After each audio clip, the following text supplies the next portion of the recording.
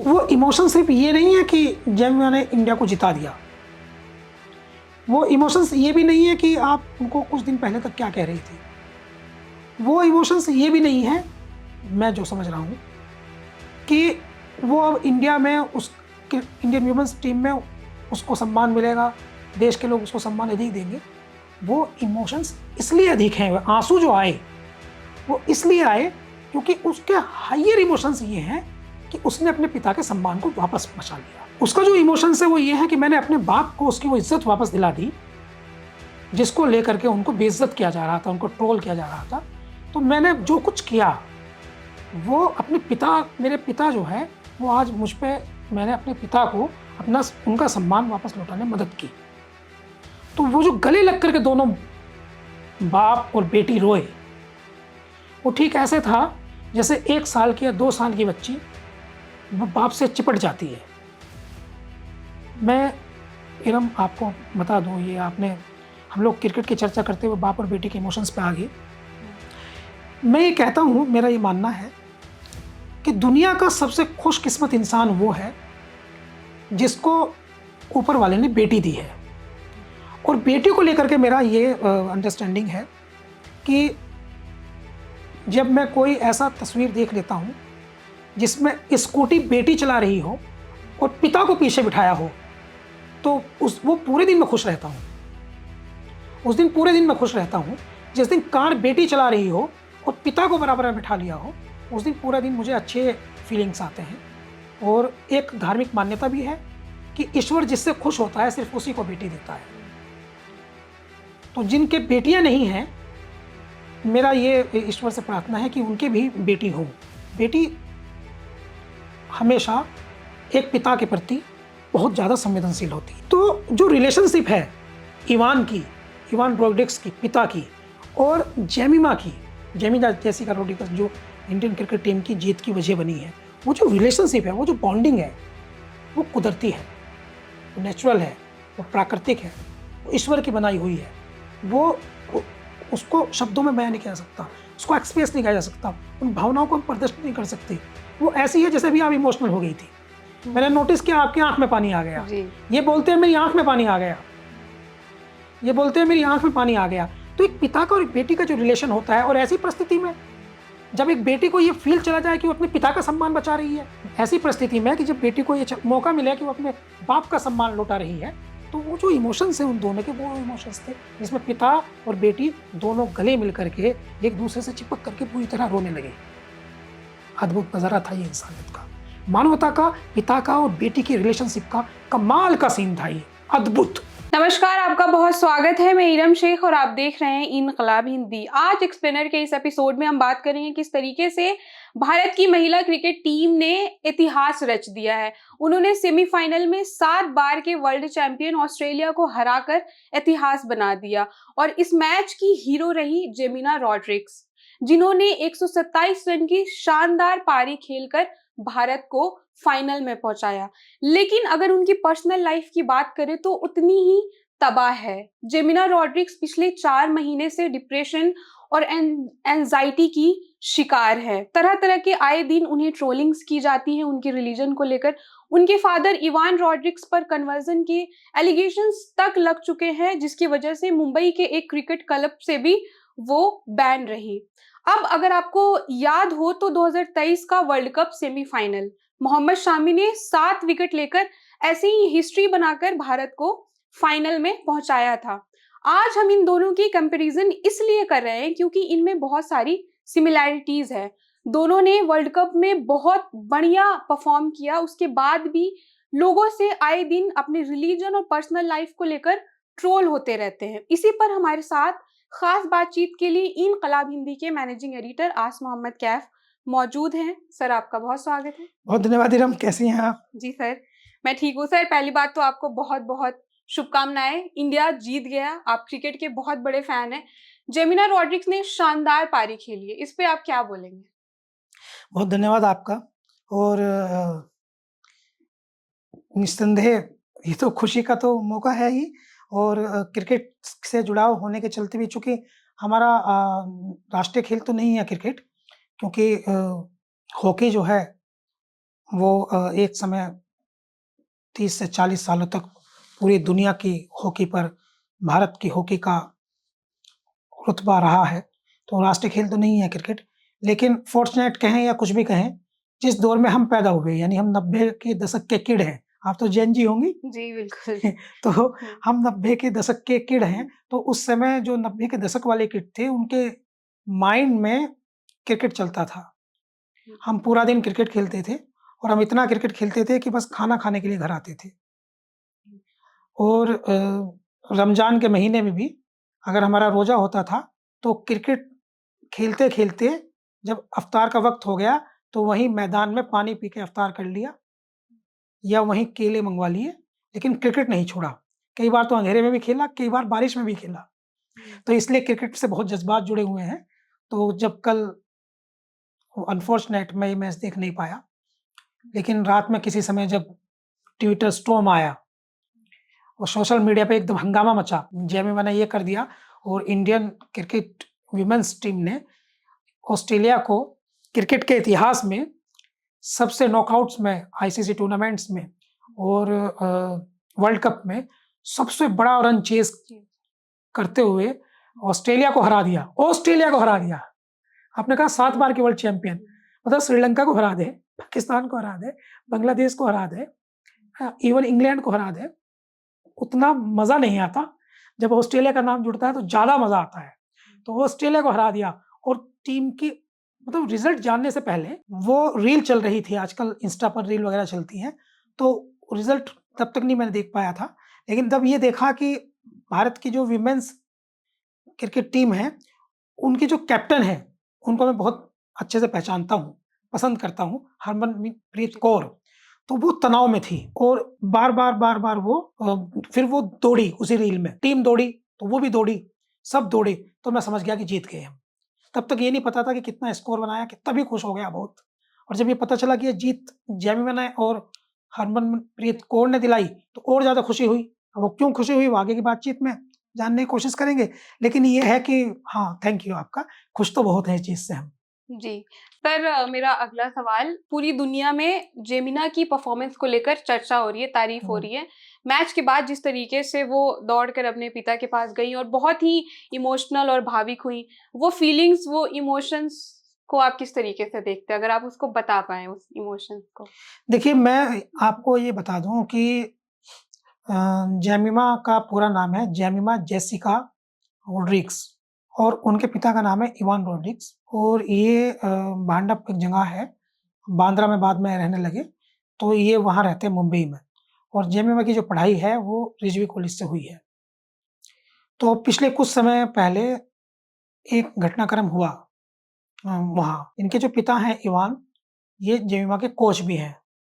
इनके cricket coach. तो Jemimah अभी 25 इयर्स की है और इनके जो पिता हैं, इन पर जिमखाना एक क्रिकेट ग्राउंड है मुंबई में। तो उस पर इन पर ये एलिगेशन लगा था कुछ समय पहले कि वहाँ ये इन्होंने ईसाई धर्म का प्रचार-प्रसार किया और इन्होंने खिलाड़ियों को अपने धर्म की विशेषता के बारे में बताया और अपने धर्म का प्रचार-प्रसार किया, उसकी पूजा कराई। तो पूजा का मतलब ये था कि उनकी इबादत की जो प्रक्रिया है, उनकी जो पूजा पद्धति है, प्रार्थना है, कि वो प्रार्थना कराई। उसके बाद ये बात फैलते-फैलते इतनी फैल गई कि ये जहाँ रह रहे थे, वहाँ उस आस-पास के लोकेलिटी ने मेजॉरिटी अलग रहती है, इनका परिवार 1 या 2 परिवार था, तो इन पर दबाव बनाया गया छोड़कर जाने के लिए। तरह-तरह की इन पर टिप्पणियाँ हुई। ये टिप्पणियाँ जो हैं, वे फिज़िकली भी हुई और वे ऑफ़लाइन, ऑनलाइन दोनों तरह से हुई। ऑफ़लाइन में इनके साथ झगड़े हुए, इनके पिता का झगड़ा करते हुए, इनके पिता को कुछ-कुछ कहते हुए, कुछ वीडियोज़ भी आई, जैसे लोग कहते हैं इनको बुरी बात कहते हुए, वीडियोज़ भी आई। उसके बाद इनको जिमखाने में इनके प्रवेश पर पाबंदी भी लग गई। जेमिमा को भी रोक दिया गया। वो बहुत बड़ा तनाव था। एक बेटी के इमोशंस इसलिए तो थे कि वो उनके पिता हैं, लेकिन इसलिए भी थे क्योंकि वो उनके कोच हैं और इसके साथ-साथ इसलिए भी थे क्योंकि इवान ने यानी जेमिमा के पिता ने हमेशा से एक सपना देखा था कि मैं अपनी बेटी को बहुत ऊँचाई पर लेकर के खेल में टॉप पर लेकर के जाऊँ। वो इंडियन वुमेन्स क्रिकेट टीम में आ गई। क्रिकेट में अगर कोई आगे जाना चाहता है तो अगर वो महिला है तो वुमेन्स क्रिकेट टीम से बड़ा उसके लिए कोई दरवाज़ा नहीं है। अब क्या बचता है? आपकी वुमेन्स क्रिकेट टीम में अगर आप आ गए तो टॉप है, मेंस क्रिकेट टीम में आ गए तो टॉप है। किसी भी एक खेल में, खेलती भी अच्छा है, वो प्लेयर भी बहुत अच्छी है। तो जेमिमा के साथ हुआ ये इस परिस्थिति में कि वो डिप्रेशन में चली गई, रात को सो नहीं पाती थी, एंजाइटी उसे हो गई, बोलती कुछ थी, कहती कुछ थी, जीवन उसका काफी डिस्टर्ब हो गया था। तो वो इमोशन सिर्फ ये नहीं है कि जेमिमा ने इंडिया को जिता दिया, वो इमोशंस ये भी नहीं है कि आप उनको कुछ दिन पहले तक क्या कह रही थी, वो इमोशंस ये भी नहीं है, मैं जो समझ रहा हूं कि वो अब इंडिया में उस इंडियन वुमेन्स टीम में उसको सम्मान मिलेगा, देश के लोग उसको सम्मान अधिक देंगे। वो इमोशंस इसलिए अधिक हैं, आंसू जो आए वो इसलिए आए क्योंकि उसके हायर इमोशंस ये हैं कि उसने अपने पिता के सम्मान को वापस बचा लिया। उसका जो इमोशंस है वो ये है कि मैंने अपने बाप को उसकी वो इज्जत वापस दिला दी जिसको लेकर के उनको बेइज्जत किया जा रहा था, उनको ट्रोल किया जा रहा था। तो मैंने जो कुछ किया वो अपने पिता, मेरे पिता जो है वो आज मुझ पे, मैंने अपने पिता को उनका सम्मान वापस लौटाने में मदद की। तो वो जो गले लग करके दोनों बाप और बेटी रोए, वो ठीक ऐसे था जैसे 1 साल की या 2 साल की बच्ची वो बाप से चिपट जाती है। मैं इरम आपको बता दूं, ये आपने, हम लोग क्रिकेट की चर्चा करते हुए बाप और बेटी के इमोशंस पे आ गए। मैं ये कहता हूं, मेरा ये मानना है कि दुनिया का सबसे खुशकिस्मत इंसान वो है जिसको ऊपर वाले ने बेटी दी है। और बेटी को लेकर के मेरा ये अंडरस्टैंडिंग है कि जब मैं कोई ऐसा तस्वीर देख लेता हूं जिसमें स्कूटी बेटी चला रही हो और पिता को पीछे बिठाया हो, तो वो पूरे दिन में खुश रहता हूं। उस दिन पूरे दिन मैं खुश रहता हूं। जिस दिन कार बेटी चला रही हो और पिता को बराबर में बिठा लिया हो, उस दिन पूरा दिन मुझे अच्छे फीलिंग्स आते हैं।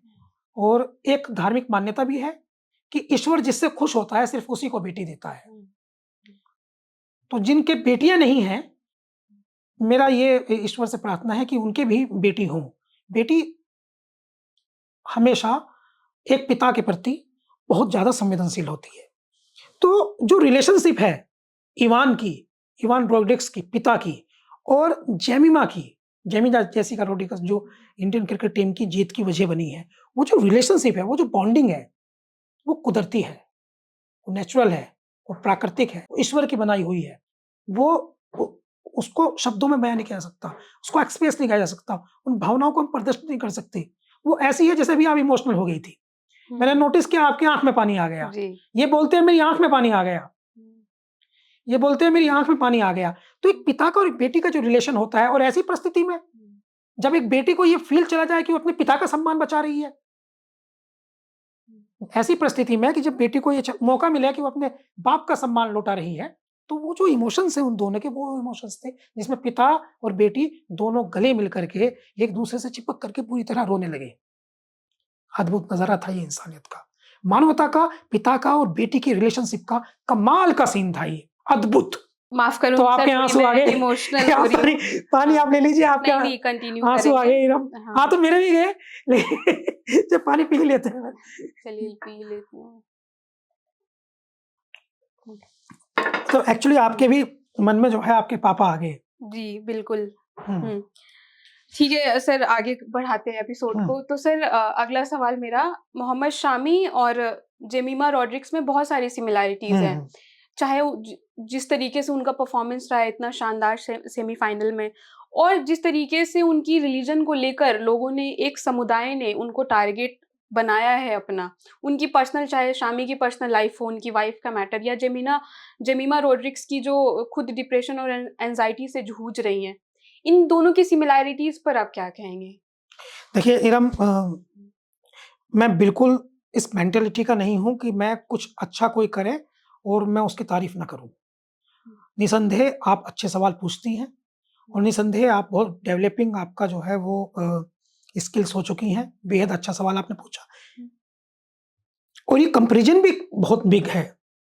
अभी हम अगर नोटिफाई करें तो ज्यादा दिन पुरानी बात नहीं है जब मोहम्मद शमी के साथ वही हुआ जो आज जेमिमा के साथ हुआ। मोहम्मद शमी जो है इंडियन क्रिकेट टीम में कि मैं न्यूजीलैंड के खिलाफ सेमीफाइनल में 7 विकेट लेने से पहले सोशल मीडिया पर एक समूह की, एक विशेष समूह के हैट स्प्रेडिंग का शिकार बने थे। उनके अगेंस्ट लाखों ट्वीट, लाखों कमेंट्स थे ऐसे जिनमें उन्हें कोई पाकिस्तानी कह रहा था, कोई गद्दार लिख रहा था, कोई उनके बारे में जो है वो कोई उनको फिक्शन लिख रहा था, और जितनी बुरी बात कोई एंटी नेशनल लिख रहा था, कोई उनकी देशभक्ति पर शक कर रहा था, तो उनके बारे में जितना बुरा-भला कहा जा सकता था, वो कहा जा रहा था। एक तो ये था। परफ़ॉर्मेंस उनकी, खिलाड़ी है, किसी मैच में अच्छी होती है, किसी में खराब होती है। उनकी परफ़ॉर्मेंस एक मैच में अच्छी नहीं रह गई, उसके लिए उनको टारगेट किया जा रहा था।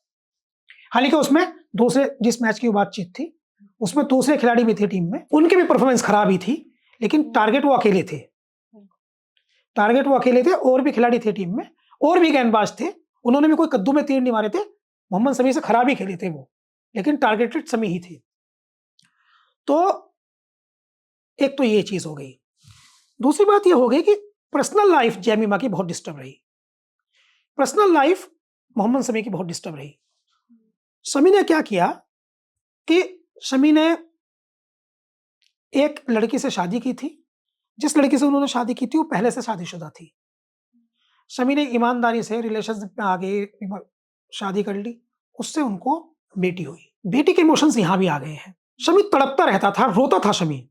वो जो उनकी पत्नी थी जिनसे सेपरेशन, तलाक की अर्जी डाली हुई थी, वो शमी से शमी की बेटी की बात नहीं कराती थी। शमी इस बात को लेकर के बहुत परेशान रहता था। वो अदालत में गया कि भाई मेरी बेटी से कम मेरी बात तो कराओ, लेकिन वो बात भी नहीं कराती थी। और शमी का कैरेक्टर एसासिनेशन वो करने लगी। बहुत सारे चैट्स उसने वायरल किए, बहुत सारी, इवन हाइप पे जाके कहा था शमी तो मैच फिक्स करता है।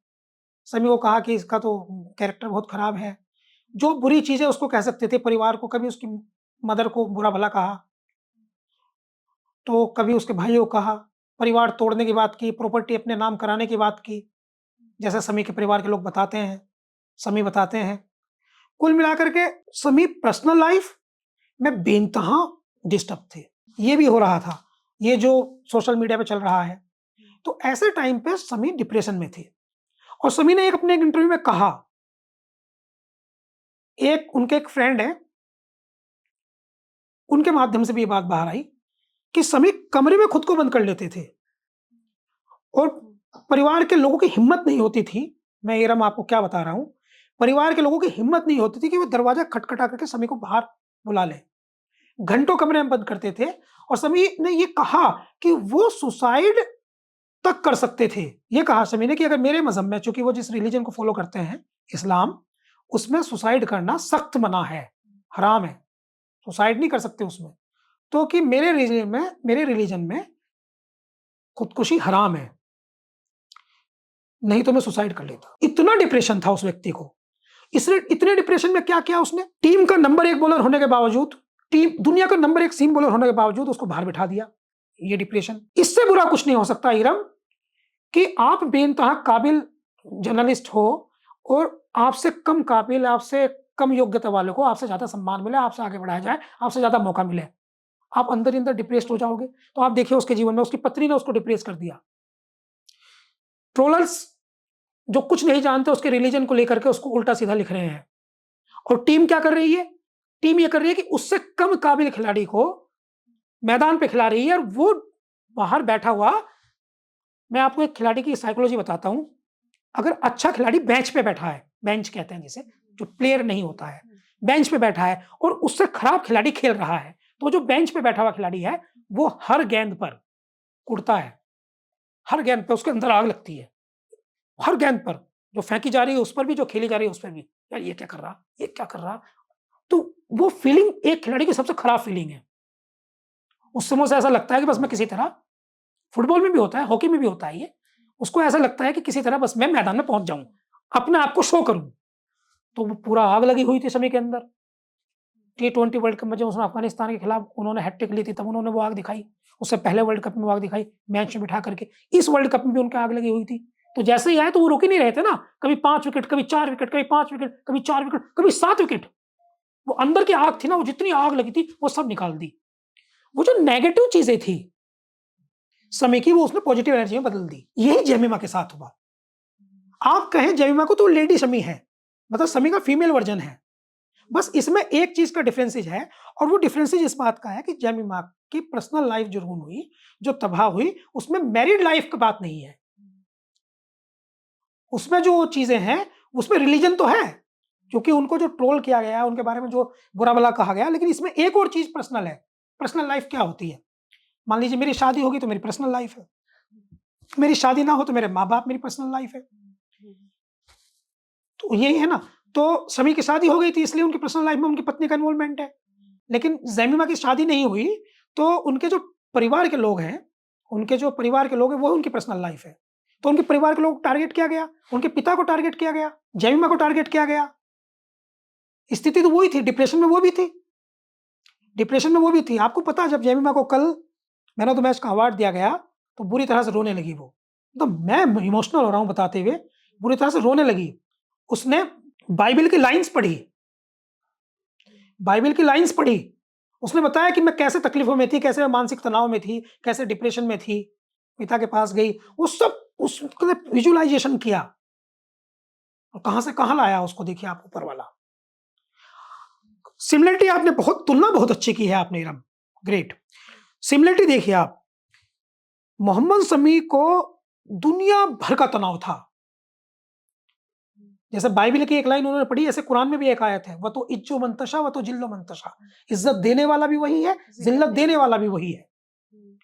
तो कैसे सारी दुनिया शमी को बेइज्जत कर रही थी और कैसे उसको फिर ऊपर वाले ने, अल्लाह ने इज्जत दी। अब देखिए कैसे जमीमा को पूरी दुनिया बेइज्जत कर रही थी, सेम स्टोरी है।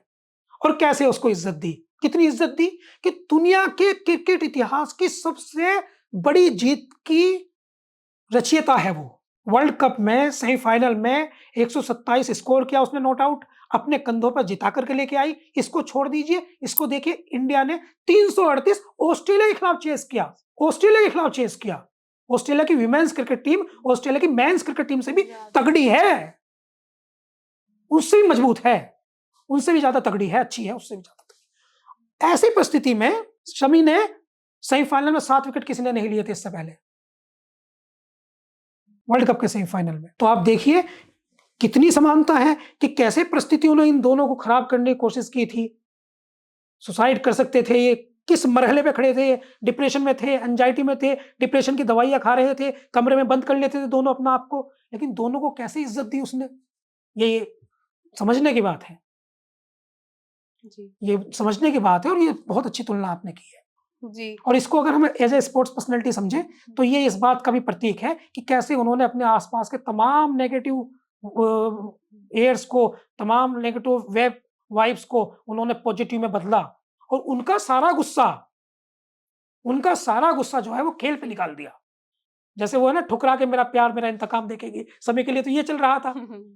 जैमिमा, इनके अंदर का जो फायर था वो उन्होंने मैदान पे झोंक दिया, ये हुआ। सर इसी पे अगला सवाल, मेरा तो ज्यादा इंटरेस्ट नहीं है क्रिकेट या किसी स्पोर्ट में, मेरे भाई का बहुत फेवरेट है क्रिकेट, तो इसीलिए मैं एक सवाल आपसे कर रही हूँ, क्या क्रिकेट में भी रिलीजन को लेकर डिस्क्रिमिनेशन होते हैं उसके सिलेक्शंस पे? अभी हाल की हम बात करें तो इंडिया की जो सेमीफाइनल में जीत दिलाई है जेमिना रॉड्रिक्स, वो एक क्रिश्चियन है। खुद जो फीमेल टीम की कैप्टन है हरमनप्रीत कौर, वो एक सिख है।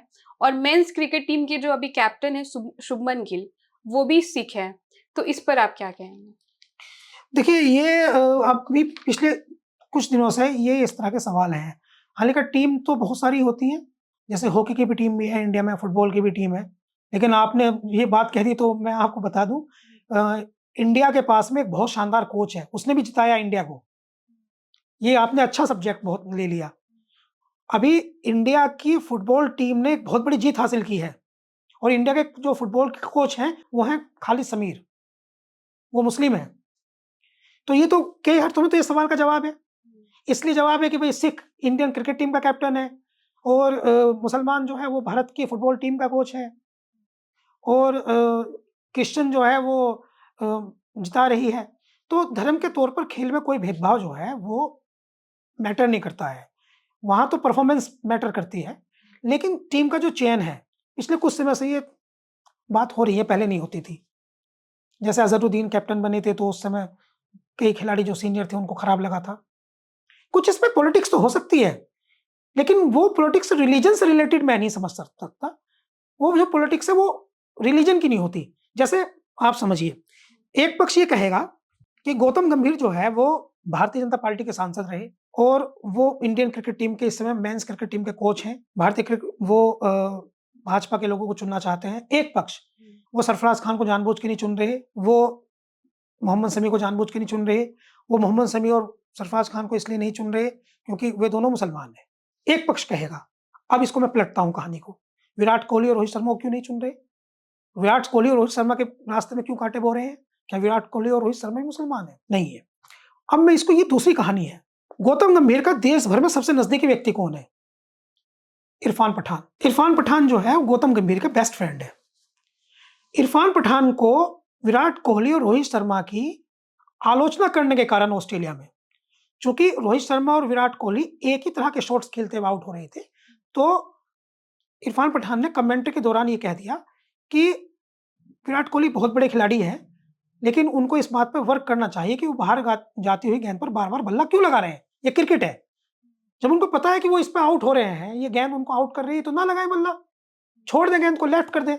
क्रिकेट में लेफ्ट करना होता है ना ऐसे। तो आपने एक बार खेलने की कोशिश की, खेल रहे तो आपका बल्ला किनारा, बॉल आ रही है, बल्ला किनारे लग के विकेट के पास जा रही है, आउट हो रहे हैं आप। तो जब आप आउट हो रहे हैं तो उसमें टेस्ट में ये होता है कि आप जैसे ही गेंद आए और आपको लगे कि ये ऑफ स्टंप से बाहर है और आपके विकेट तक तो आएगी नहीं, लेकिन अगर आपने बल्ला लगाया तो किनारा चला जाएगा, तो आप लेफ्ट कर दें, यानी बल्ला लेके ऐसे खड़े हो जाए, जाने दें। तो ये क्यों नहीं कर रहे हैं? ये इरफान पठान ने कहा। उसके बाद जो है वो रोहित शर्मा और विराट कोहली ने इरफान पठान की शिकायत कर दी, और शिकायत करने के बाद इरफान पठान को कमेंट्री से हटा दिया। उन पर आरोप लगा कि उन्होंने जो आलोचना की है गौतम गंभीर के कहने से की। तो रिलीजन कहां रहा है? यहां एक्चुअली ट्रस्ट का इशू है। कौन मेरा आदमी है? राजनीति तो है, फेवरेबल कंडीशन तो है, मगर वो जो भेदभाव है वो जाति का और धर्म का नहीं दिख रहा। एक समय था ऐसा, एक समय के साथ बदल जाते हैं ना। एक समय इंडियन क्रिकेट टीम के ब्राह्मण कप्तान हुआ करते थे। कपिल देव ने वो स्टीरियो तोड़ा। वेंग सरकार, सब, गायकवाड़, गावस्कर, वो भी मुंबई लोबी का दबदबा था। अगर इंडियन क्रिकेट टीम के आज तक जो है वो 90% क्रिकेट कप्तान जो हैं वो ब्राह्मण बने हैं। रोहित शर्मा को भी आप कह सकते हैं, तो सौरव गांगुली को भी कह सकते हैं, राहुल द्रविड़ को भी कह सकते हैं, सचिन तेंदुलकर को भी कह सकते हैं। और जो गैर ब्राह्मण कप्तान हैं उन पे तो कम ही नाम है, जैसे कपिल देव है, मोहम्मद अजहरुद्दीन है, सुमन गिल है। तो गैर ब्राह्मण कप्तानों के तो नाम जो है वो सिर्फ उंगलियों पे कम ही है संख्या में, लेकिन अधिकतर 90% कप्तान ब्राह्मण हुए हैं। तो एक समय जाति की बात करते थे, आप धर्म की बात करने लगे, जैसे जो सुटेबिलिटी होती है। लेकिन मेरा मानना यह है कि ये जाति और धर्म से ज्यादा ये ट्रस्ट का इशू है, ट्रस्ट का। कोच किस पे ट्रस्ट करता है? टीम मैनेजमेंट किस पे ट्रस्ट करता है? बीसीसीआई प्रेसिडेंट किस पे ट्रस्ट करता है? ये ट्रस्ट का इशू है। मजहब से ज्यादा ट्रस्ट, आदमी ट्रस्ट किस पे करता है? जैसे ट्रस्ट आप पर करता हूं, आप ट्रस्ट किसी और पे करती हैं, ये ट्रस्ट का इशू है, भरोसा। सर, आखिरी सवाल मेरा, आपको क्रिकेट में बहुत दिलचस्पी है, आपने कई मैचेस भी खेले हैं, तो ये जो स्पोर्ट पर्सन मेंटल हेल्थ और डिप्रेशन से जो गुजरते हैं, तो ये उस चीज को, उनको ये स्ट्रांग बनाती है या उनको वीक करती है, और स्पोर्ट उनको कैसे हेल्प करता है इस चीज से बाहर निकलने में? देखिए, एक तो हमारे यहाँ जब हम स्कूल में पढ़ते रहे हैं, आप भी स्कूल में पढ़ती रही हैं, तो स्कूल में एक कहानी, अक्सर एक सूक्ति याद कराई जाती है। स्कूल में, जो हमारे हिंदी मीडियम के स्कूल है, मैंने हिंदी मीडियम के स्कूल में पढ़ाई की है, तो वहां दीवारों पर लिखी होती है कि स्वच्छ शरीर में स्वच्छ मस्तिष्क निवास करता है। एक लाइन तो ये आपको समझने में आपको सहायता मिलेगी। दूसरा, खेल जो है वो इंसान को, ह्यूमन बीइंग को उसका सर्वश्रेष्ठ देता है। पर्सनली मैं आपको बताऊं, आप जैसे समझिए कि खेल सबसे बड़ी प्रेरणा है। मैं आपको एक स्टोरी सुनाता हूं, जो स्टोरी हमारे दर्शकों ने सबने देखी है, मैक्सिमम ने, जितने लोग देख रहे हैं मोर देन 90% ने वो देखी है। सुल्तान एक फिल्म आई थी सलमान खान की, वो उसका बेस ये बना है कि सलमान खान जो है वो बहुत बड़े खिलाड़ी हैं, फिर वो डिप्रेशन में चले जाते हैं, फिर वो डिप्रेशन से बाहर निकल के फिर खिलाड़ी बनते हैं, वो नेगेटिव एनर्जी को पॉजिटिव में बदलते हैं, जैसे जेमिमा ने बदला, जैसे शमी ने बदला, सेम स्टोरी। ऐसे सलमान खान के सुल्तान की स्टोरी है। ये जो आपने खेल के मैदान पे 2 कहानी देखी है, जेमिमा की और शमी की, ये सुल्तान फिल्म की कहानी है, बस उसमें खेल अलग है, उसमें खेल अलग है, बाकी खिलाड़ी का स्पोर्ट्समैन स्पिरिट यही है। तो मैं भी लंबे समय तक खेला, 10-15 साल तक क्रिकेट खेला और बहुत अच्छी क्रिकेट खेला। हाल ही का मेरे आसपास के इलाके में मैं 50-60 गाँव में क्रिकेट खेला, खूब क्रिकेट खेला मैं। मेरी परिस्थिति थोड़ी अलग थी। मेरा तो खेल ही था जो कुछ था। मेरा भाई, मेरा बहन, मेरा दोस्त, मेरा फैमिली, सब कुछ क्रिकेट था। तो मुझे तो क्रिकेट ने जोड़ के रखा, खेल ने जोड़ के रखा। वो मेरा परिवार बन गया था। तो खेल जो है वो समय अच्छा लेता है, आपको मेंटली आपको फिट करता है, फिजिकली आपको फिट करता है, आपको बुरी चीज़ों से बचाता है, खराब बातों से आपको रोकता है, नशे से रोकता है। सबसे बड़ी क्वालिटी खेल की ये है कि एक खिलाड़ी जो है वो नशे से उसको बचाता है। जो नशा करता है वो खिलाड़ी नहीं हो सकता। जी। तो खेल परफेक्ट बनाता है एक ह्यूमन बीइंग को। और डिप्रेशन में जा सकता है खिलाड़ी, लेकिन वो लड़ता भी है, जूझता भी है। खेल उसे सिखाता भी है, खेल उसकी ज़िंदगी बनाता भी है। बहुत सारी कहानियाँ हैं इस पर भी हम विशाल कभी भविष्य में बात जी। करेंगे, मैं बताऊँगा आपको। जी, सर आपका बहुत धन्यवाद। आपसे कल फिर मुलाकात होगी नए एपिसोड के साथ। धन्यवाद।